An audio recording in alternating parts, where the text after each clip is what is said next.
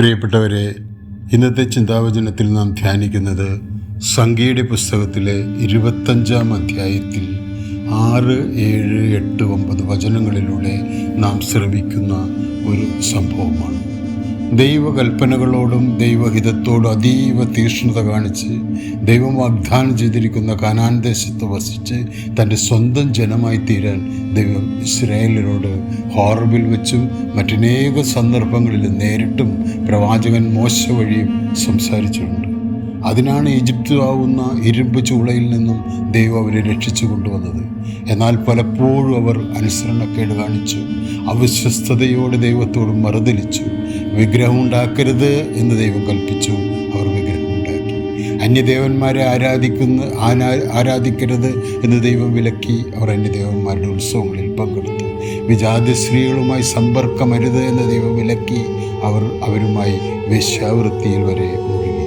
പെയോറിലെ വാൽദേവൻ്റെ ക്ഷേത്രത്തിൽ അവർ പൂജകൾ അർപ്പിച്ചു. മോവാബ് സ്ത്രീകളുമായി ശയിച്ചു. കർത്താവിൻ്റെ കോപം അവർക്കെതിരെ ജ്വലിച്ചു. ഇസ്രായേൽ ജനത്തിൻ്റെ തലവന്മാരെ കർത്താവിൻ്റെ മുമ്പാകെ തൂക്കിലിട്ട് കർത്താവിൻ്റെ കോപം ശമിപ്പിക്കാൻ ന്യായാധിപന്മാരുടെ മോശ കൽപ്പിക്കുക വരെ ചെയ്തു. കർത്താവിൻ്റെ കോപം മഹാമാരിയായി ഇസ്രായേൽ ജനത്തെ വേട്ടയാടി. മോശ വിലപിച്ചുകൊണ്ട് സമാഗമ കൂടാരത്തിൻ്റെ വാതിൽക്കൽ നിൽക്കുമ്പോൾ ഒരു ഇസ്രായേൽക്കാരൻ വിജാതിയായ മിദ്യാൻകാരി സ്ത്രീയെ കൂട്ടിക്കൊണ്ട് തൻ്റെ വീട്ടിലേക്ക് പോകുന്നത് കണ്ടു. ഇത് കണ്ട പുരോഹിതനായ എലയാസറിൻ്റെ പുത്രൻ ഫിനഹാസ് ഒരു കുന്തവുമെടുത്ത് അവരുടെ പിന്നാലെ പാഞ്ഞു ചെന്ന് അവരിരുവരുടെയും ഉദരം തുളച്ചു കയറും വിധം കുന്തം കുത്തിയിറക്കി.